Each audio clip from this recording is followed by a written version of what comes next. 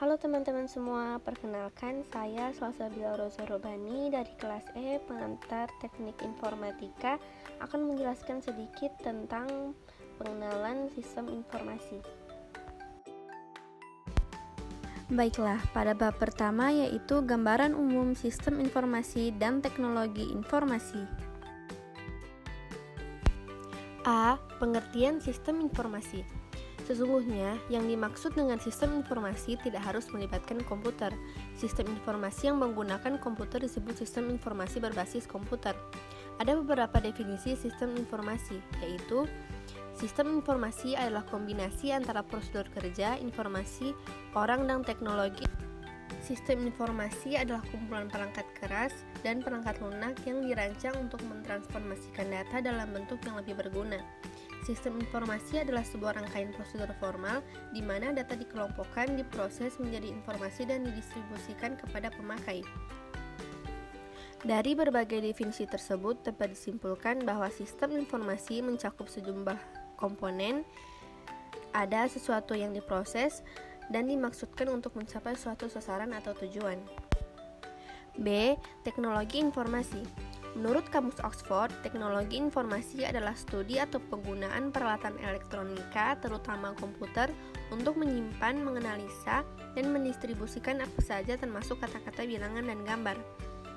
Menurut Alter, teknologi informasi mencakup perangkat keras dan perangkat lunak untuk melaksanakan satu atau sejumlah tugas pemrosesan data seperti menangkap, mentransmisikan, menyimpan, mengambil, dan memanipulasi atau menampilkan data.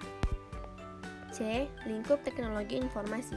Secara garis besar, teknologi informasi dapat dikelompokkan menjadi dua bagian, yaitu perangkat keras, hardware, dan perangkat lunak, software. Perangkat keras menyangkut pada peralatan-peralatan yang bersifat fisik seperti memori, printer, dan keyboard. Adapun perangkat lunak terkait dengan instruksi-instruksi untuk mengatur perangkat keras agar bekerja sesuai dengan tujuan instruksi tersebut. D. Peranan teknologi informasi. Peranan teknologi informasi pada aktivitas manusia pada saat ini memang begitu besar. Teknologi informasi telah menjadi fasilitator utama bagi kegiatan-kegiatan bisnis, memberikan andil besar terhadap perubahan-perubahan yang mendasar pada struktur, operasi, dan manajemen organisasi. Berkat teknologi ini, berbagai kemudahan dapat dirasakan oleh manusia. E. Kecenderungan teknologi informasi terhadap sistem informasi. Menurut Alter, ada banyak sisi yang mengalami perkembangan dengan cepat, tetapi ada juga yang mengalami tertinggal. Kecenderungan teknologi terhadap sistem informasi adalah peningkatan kecepatan dan kapasitas komponen-komponen elektronik, ketersediaan informasi dalam bentuk digital semakin banyak, portabilitas peralatan-peralatan elektronik semakin meningkat, kemudahan pemakaian meningkat, ketidakmampuan mengotomatiskan logika masih berlanjut. Selanjutnya masuk kepada bab 2, yaitu konsep dasar informasi. A. Data dan informasi. Perbedaan antara data dan informasi sering menjadi titik awal untuk memahami sistem informasi. Sebagai tambahan, pengetahuan juga diikutkan untuk dibahas, mengingat pada saat ini pemakaian sistem pakar yang berbasiskan pengetahuan telah banyak digunakan. Data. Secara konseptual, data adalah deskripsi tentang benda, kejadian, aktivitas, dan transaksi yang tidak mempunyai makna atau tidak berpengaruh secara langsung kepada pemakai. Data dapat berupa nilai yang terformat, teks, citra, audio, dan video. Informasi. Ada beberapa definisi informasi, yaitu informasi sebagai data yang telah diproses sedemikian sehingga meningkatkan pengetahuan yang menggunakan data tersebut. Informasi adalah data yang telah diolah menjadi sebuah bentuk yang berarti bagi penerimanya dan bermanfaat dalam pengembalian putusan saat ini atau saat mendatang. Akurasi dan presisi. Istilah akurasi dan presisi seringkali tidak dibedakan. Bahkan dalam Kamus Oxford, kedua istilah ini dianggap sama. Akurasi menyatakan derajat kebenaran terhadap informasi dan menentukan kehandalan atau reliabilitas informasi. Informasi yang benar-benar bebas dari kesalahan dikatakan sangat akurat. Adapun presisi berkaitan dengan tingkat kerincian suatu informasi. C. Usia dan rentang waktu.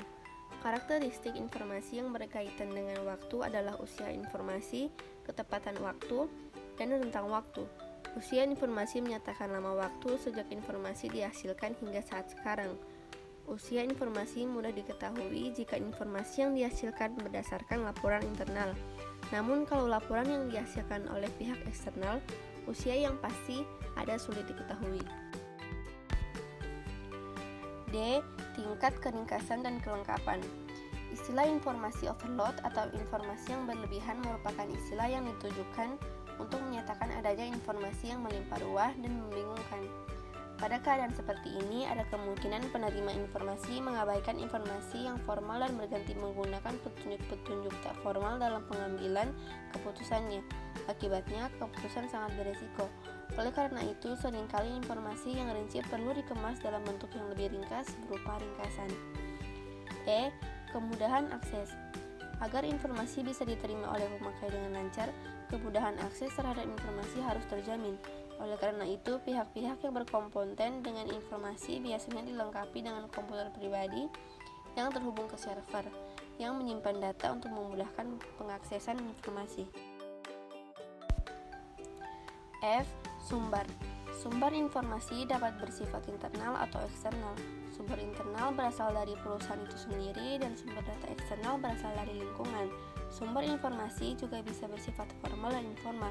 Sumber data formal diperoleh melalui sistem informasi, dokumen-dokumen yang dipublikasikan, dan hasil pertemuan resmi.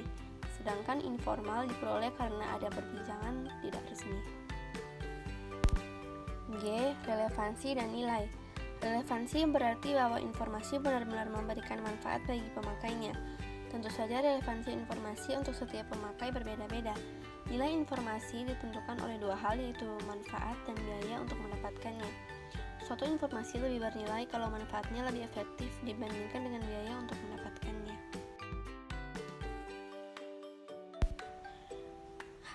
Kualitas informasi. Istilah kualitas informasi terkadang juga dipakai untuk menyatakan informasi yang baik. Kualitas informasi sering diukur berdasarkan relevansi, ketepatan waktu, dan keakurasian. Selanjutnya masuk kepada bab 3, yaitu konsep dasar sistem dan komponen sistem informasi. Sistem adalah sekumpulan elemen yang saling terkait atau terpadu yang dimaksudkan untuk mencapai suatu tujuan.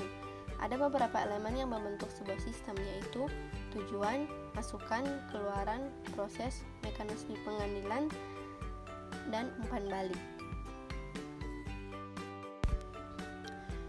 Yang kedua yaitu komponen sistem informasi. Dalam suatu sistem informasi terdapat komponen-komponen seperti perangkat keras atau hardware, perangkat lunak, software atau program, prosedur, orang, basis data atau database, jaringan komputer, dan komunikasi data.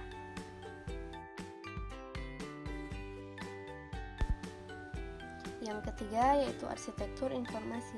Ada beberapa definisi tentang arsitektur informasi, yaitu arsitektur informasi adalah bentuk khusus untuk menggunakan teknologi informasi dalam organisasi untuk mencapai tujuan-tujuan atau fungsi-fungsi yang telah dipilih. Arsitektur informasi adalah desain sistem komputer secara keseluruhan untuk memenuhi kebutuhan-kebutuhan organisasi yang spesifik. Arsitektur informasi menggunakan arsitektur teknologi yang dapat dibedakan menjadi 3 macam, yaitu tersentralisasi, desentralisasi, dan klien atau server. Baiklah, itulah penjelasan singkat dari saya.